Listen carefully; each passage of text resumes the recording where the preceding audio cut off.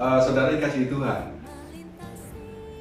perlu saya laporkan beberapa perubahan pekerjaan Tuhan yang Tuhan sudah berikan bagi kami untuk menyelesaikan dalam beberapa waktu situasi pandemi ini.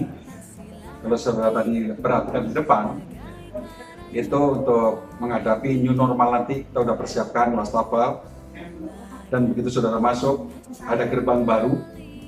Itu adalah hasil kerjasama dengan tim panitia Natal dan Paskah.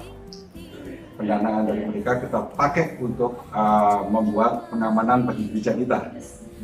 Dan kalau sudah masuk pun sudah ada perubahan mulai dari lantai, dan ada fasilitas satu lagi yaitu TV yang sengaja kita persiapkan bagi tim penyambutan atau anak-anak nanti yang mengikuti ibadah bisa di luar.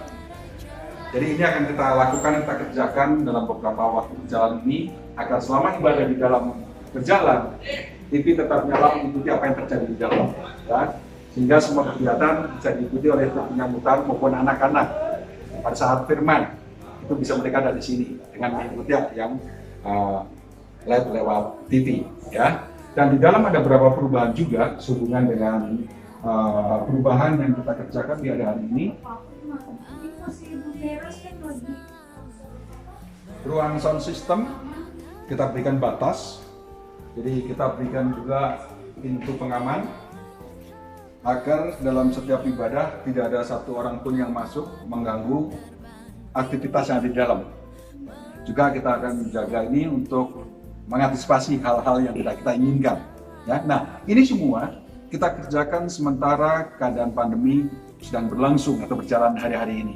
Tetapi karena kemurahan Tuhan, semuanya boleh berjalan. Dan kami sementara mempersiapkan untuk pelaksanaan ibadah new normal nanti. Jadi kami harapkan bagi saudara yang sudah siap dan rindu untuk ibadah, nanti kami akan lakukan protokol-protokol sesuai dengan anjuran pemerintah, mulai dari wastafel untuk cuci tangan, maupun hand sanitizer untuk membersihkan tangan, ataupun jarak. Jadi jarak di gereja pun kita sudah persiapkan pada saat saudara mengikuti ibadah nanti, ya.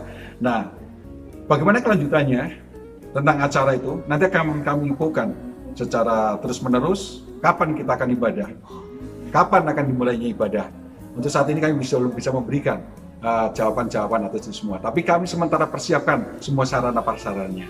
Baik, itu mungkin laporan kami sehubungan dengan pelaksanaan menuju pada new normal sampai dengan akhir bulan Juli ini. Kami percaya masuk bulan Juli ada sesuatu yang baru yang sementara Tuhan kerjakan bagi kita semua. Tuhan Yesus memberkati, sampai ketemu di gereja.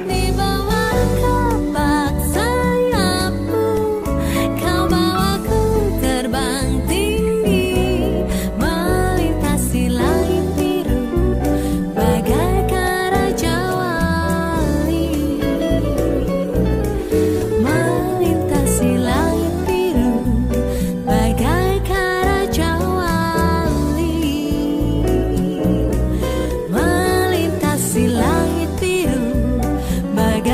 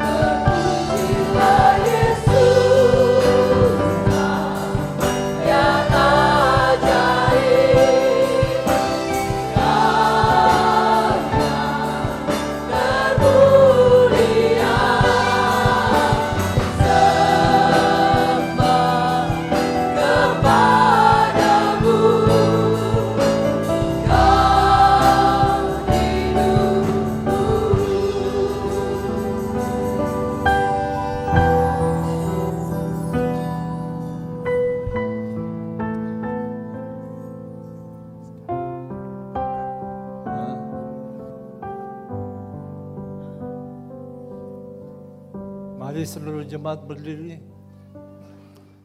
Kita masuk.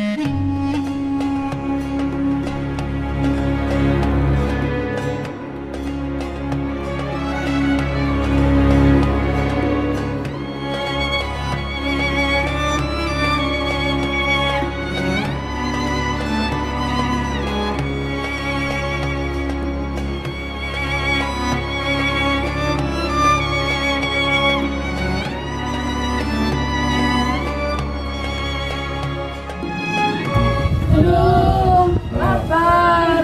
Saya lapar. Saya lapar teman-teman. Makanan dong. Aduh gatal. Bau lagi. Lapar. Saya lapar. Lapar. Gimana ini? Aduh.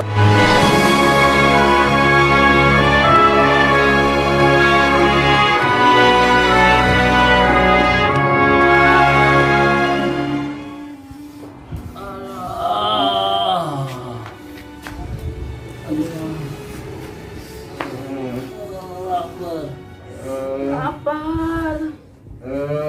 Loh, ayo kita ke perkemahan tentara Aram. Kita kelaparan. Aku kelaparan banget ini. Gimana caranya? Kau pikir kita akan mati di sana? Iya, akan mati. Kamu pikir gampang mau ke sana? Dia kan tentara. Iya, daripada kita di sini akan mati kelaparan, kita diambil sini akan mati. Lebih baik kita ke sana. Tapi kalau kita di sini akan mati. Tapi mari, ayo kita coba aja. Lapar banget nih. Kalau nggak kita nekat aja daripada kita di sini mati, di sana juga mati. Nggak apa-apa. Ayo kita nekat. Ayo, kita maju aja. Oke. Ayolah, Ayo. Aku di sini aja. Kamu di sini ayo ikut. Ayo ikut.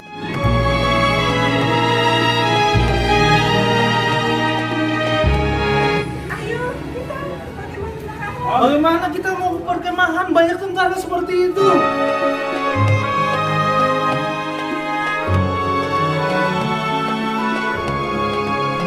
Kalian aja. Kalian aja yang sana. Tapi kita harus maju. Iya, saya juga Iya, lapar. oleh sebab itu ayo kita menerabas saja ke sana. Ayo.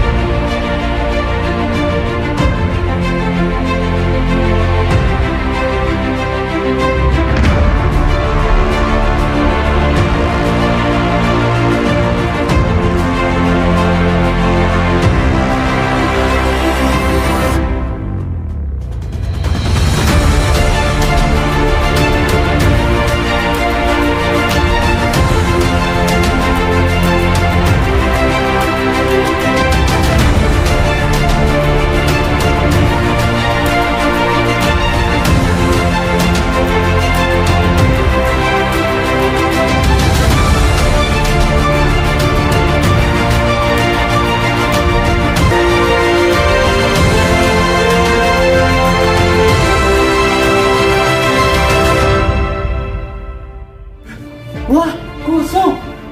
Kosong ternyata tidak ada tentara Aram.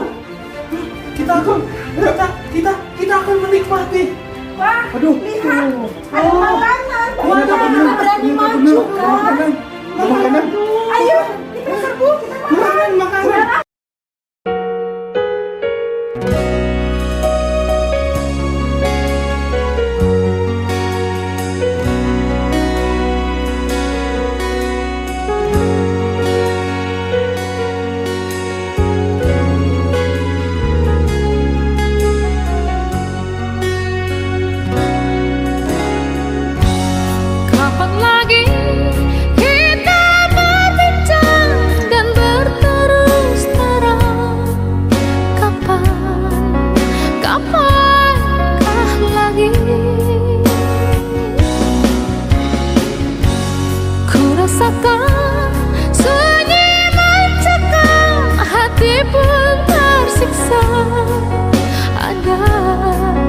rindu untukmu.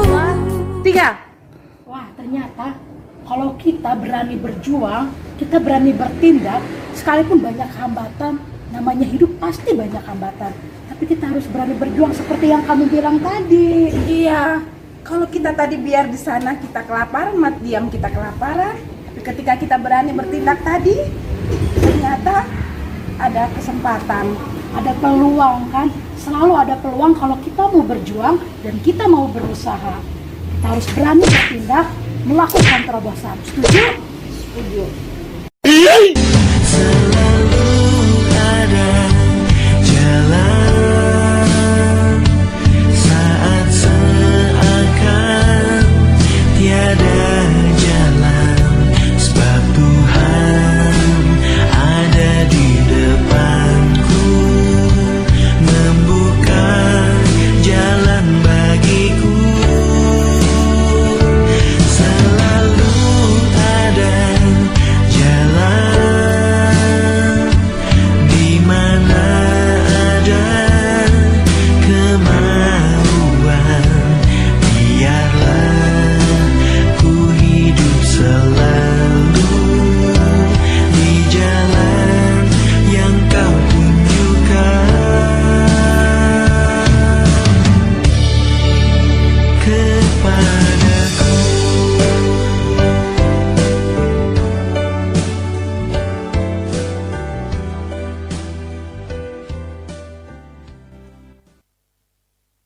Haleluya. Selamat malam Bapak Ibu Saudara terkasih. Saat ini kita akan mendengarkan kebenaran firman Tuhan dari cerita yang tadi kita sudah lihat dan kita sudah saksikan tentang keempat orang kusta. Bagaimana keempat orang kusta ini mereka bisa melakukan sebuah terobosan yang besar dengan hal yang kecil yang sebenarnya mereka lakukan. Dari cerita tadi bukan? Diawali dari 2 Raja-Raja pasal yang ke-7. Saya akan bacakan buat setiap kita sebelum kita masuk lebih jauh dari kebenaran firman Tuhan. Lalu berkatalah Elisa dalam 2 Raja-Raja pasal yang ke-7 ayat yang pertama. Lalu berkatalah Elisa, dengarlah firman Tuhan, beginilah firman Tuhan. Besok kira-kira waktu ini sesukat tepung yang terbaik akan berharga sesikal dan 2 sukat jelai akan berharga sesikal di pintu gerbang Samaria. Tetapi perwira yang menjadi ajudan raja menjawab abdi Allah katanya, sekalipun Tuhan membuat tingkap-tingkap di langit, masakan hal itu mungkin terjadi? Jawab abdi Allah, sesungguhnya engkau akan melihatnya dengan matamu sendiri, tetapi tidak akan makan apa-apa daripadanya. 4 orang yang sakit kusta ada di depan pintu gerbang. Berkatalah yang seorang kepada yang lain, mengapakah kita duduk-duduk di sini sampai mati? Jika kita berkata baiklah kita masuk ke kota, padahal dalam kota ada kelaparan, kita akan mati di sana. Dan jika kita tinggal di sini, kita akan mati juga. Jadi sekarang, marilah kita menyeberang ke perkemahan tentara Aram. Jika mereka membiarkan kita hidup, kita akan hidup. Dan jika mereka mematikan kita, kita akan mati. Lalu pada waktu senja, bangkitlah mereka masuk ke tempat perkemahan orang Aram. Tetapi ketika mereka sampai ke pinggir tempat perkemahan orang Aram itu, tampaklah tidak ada orang di sana. Sebab Tuhan telah membuat tentara Aram itu mendengar bunyi kereta, bunyi kuda, bunyi tentara yang besar, sehingga berkatalah yang seorang kepada yang lain, sesungguhnya Raja Israel telah mengupah raja-raja orang Het dan raja-raja orang Misraim melawan kita, supaya mereka menyerang kita.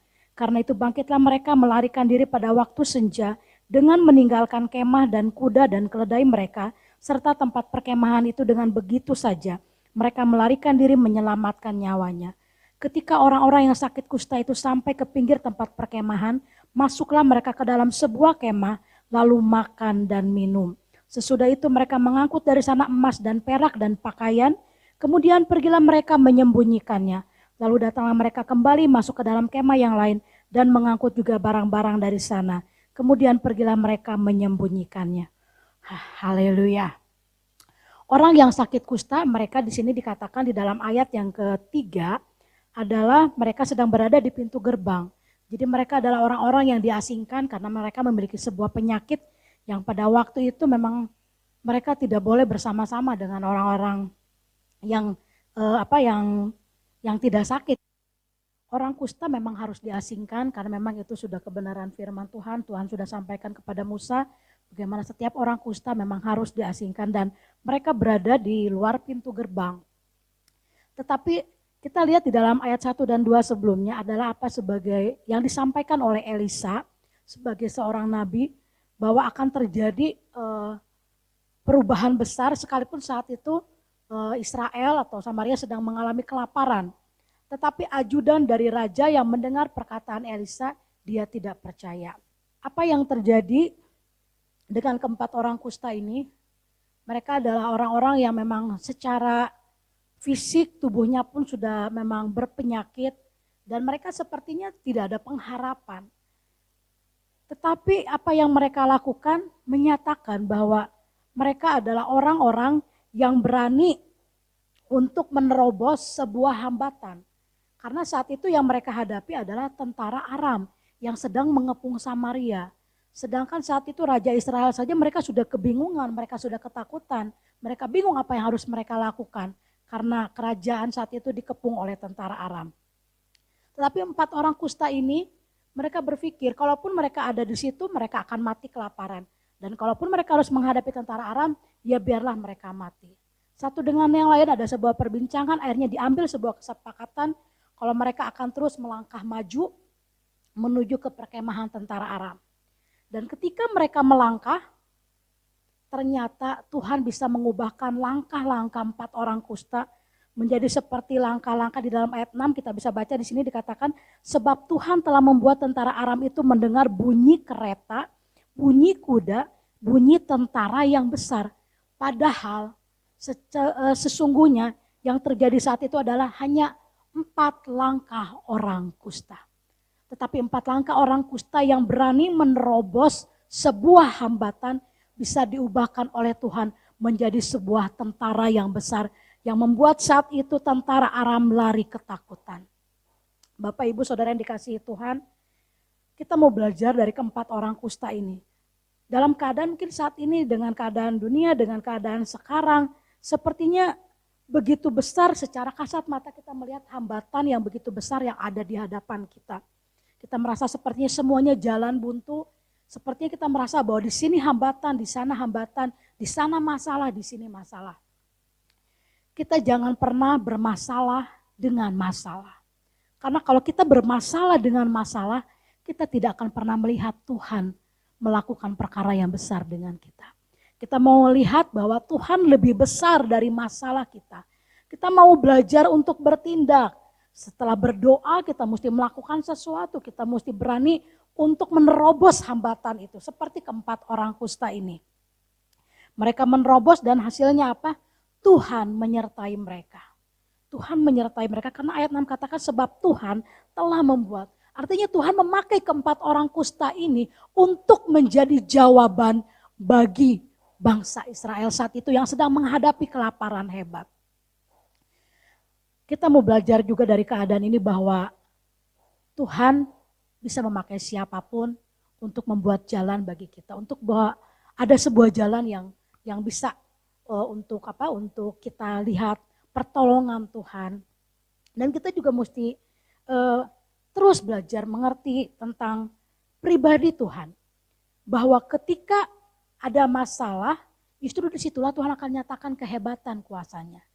Tidak akan ada dinyatakan kalau Tuhan itu Yehova Rafa atau Tuhan itu penyembuh kalau kita tidak mengalami sebuah penyakit. Tidak bisa dikatakan bahwa Tuhan itu dalam pribadi kita, Tuhan itu adalah Yehova Jireh, Allah yang mengadakan. Kalau saat itu kita tidak mengalami kekurangan, kita tidak mengalami yang namanya sebuah kebutuhan yang memang harus diadakan. Tapi ketika kita mengalami yang namanya memang sebuah kekurangan, kita mengalami yang namanya sebuah kebutuhan, dan ketika kita berharap kepada Tuhan, ketika kita berani melakukan sesuatu, bertindak dan taat akan kebenaran firman Tuhan, Tuhan akan menyatakan dia sebagai Allah Yehova Jireh. Dia akan menyatakan pribadi-pribadinya namanya yang penuh dengan kuasa. Dia akan menyelamatkan, dia akan menjadi Allah yang menyertai kita, Immanuel, dia Allah yang akan menolong kita, melindungi kita. Dia akan melakukan kebesaran namanya melalui hambatan-hambatan yang ada di hadapan kita. Tapi maukah kita terobos hambatan itu bersama dengan Tuhan? Jangan pernah melakukan terobosan sendiri karena kita tidak akan pernah mampu. Kita terbatas. Tapi ketika kita melakukan terobosan bersama Allah dengan tidak terbatas, Allah yang tidak terbatas dan Allah yang sempurna, kita akan melihat ada banyak peluang-peluang yang bisa kita raih bersama dengan Tuhan. Ada banyak hal-hal yang akan kita nikmati dalam kehidupan kita. Kemenangan, sukacita, pertolongan Tuhan yang indah pada waktunya pasti akan terjadi dalam kehidupan kita. Karena Dia Allah yang begitu mengasihi kita. Mari kita terus melihat peluang yang besar bersama dengan Tuhan. Di balik setiap hambatan, di balik setiap keadaan yang saat ini sedang banyak dialami oleh setiap orang. Bahkan pengusaha-pengusaha pun sepertinya mengalami banyak hambatan. Tapi kita, kalau 4 orang kusta saja mereka bisa ditolong oleh Tuhan. Apalagi kita sebagai anak-anak Tuhan. Kita yang sudah melayani Tuhan. Kita yang sudah banyak mengerti kebenaran firman Tuhan. Bahkan mungkin kita juga mungkin yang masih dalam pertumbuhan. Apapun keadaan kita, percayalah bersama dengan Tuhan kita akan melakukan perkara-perkara yang besar. Bersama dengan Tuhan kita akan melihat jalan yang terbuka. Tidak akan ada jalan yang buntu. Semuanya sanggup dirobohkan oleh Tuhan. Karena Tuhan adalah Allah yang sempurna. Allah yang mengasihi kita. Yang sanggup melakukan berbagai macam hal. Dan kita akan nikmati janji Tuhan terjadi dalam kehidupan kita sebagai anak-anak Tuhan. Puji Tuhan. Selamat malam. Tuhan Yesus memberkati dan kita akan berdoa. Tuhan Yesus, terima kasih buat kebenaran firman-Mu yang sudah kami dengar, bahkan sudah kami saksikan melalui drama singkat yang sudah ditayangkan Tuhan. Kami percaya ini membukakan kembali pola pikir kami tentang bagaimana kami melihat pribadi Tuhan, bagaimana kami melihat bahwa hambatan, masalah, keadaan tidak akan membuat kami berdiam diri atau membuat kami putus asa, menyerah, tidak berdaya. Tapi kami mau bertindak, kami mau membuat terobosan baru bersama dengan firman-Mu, bersama dengan Roh Kudus yang akan selalu menyertai langkah-langkah kami. Dan kami akan melihat pertolongan Tuhan yang indah, pertolongan Tuhan yang nyata pasti terjadi dalam setiap kehidupan kami. Apapun yang menjadi pergumulan kami, apapun saat ini yang sedang kami hadapi, kami tahu bersama dengan Tuhan kami bisa melakukan perkara yang besar. Dalam nama Tuhan Yesus Kristus, haleluya, amin.